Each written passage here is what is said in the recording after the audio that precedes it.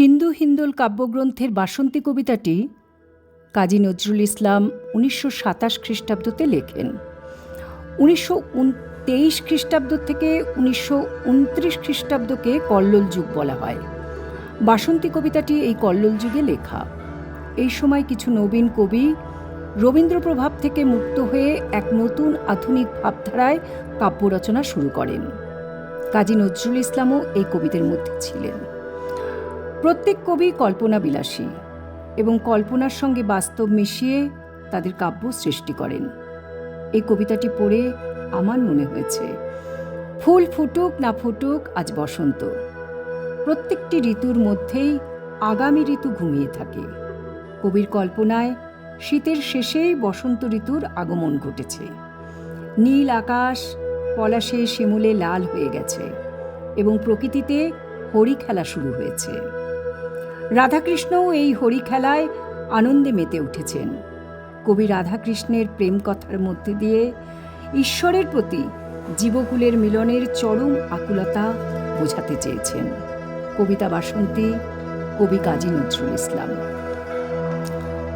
কুহেলির দোলায় চড়ে এলো ওই কে এলো রে, মকরের কেতন ওড়ে শিমুলের হিঙুল বনে, পলাশের গেলাস দোলা কাননের রং মহলা, ডালিমের ডাল উতলা লালিমার আলিঙ্গনে, না যেতে শীত কুহেলি ফাগুনের ফুল সহেলি, এলো কি রক্ত চেলি করেছে বন উজালা, ভুলালি মন ভুলালি ওলো ও শ্যাম দুলালি, তমালে ঢাল্লি লালি নীলিমার লাল দেয়ালা, ওলো ও ব্যস্ত বাগিস মাধবের নকল নবিশ, মধুরাত নাই হতে ইস মাধবীর কুঞ্জে হাজির, বলি ও মদন মোহন না যেতে শীতের কাঁপন, এলে যে থালায় এখন ভরিনি কুমকুম আবির, হারারা হরির গীতে হারারা হরির গীতে মাতিনি আজ শীতে, অধরের পিচকিরিতে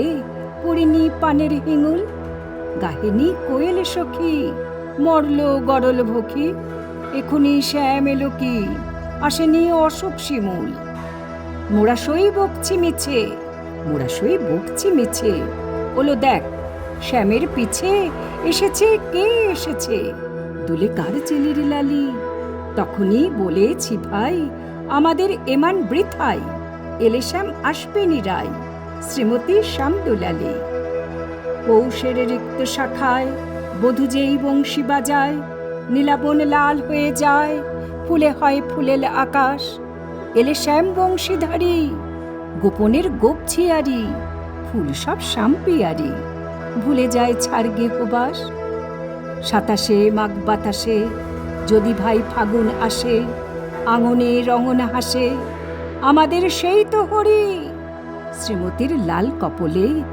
দোলেল পলাশ দোলে, পায়ে তার পদ্ম ডোলে দিল বোন আলা করি, পায়ে তার পদ্ম ডোলে দিল বোন আলা করি, পায়ে তার পদ্ম ডোলে দিল বোন আলা করি।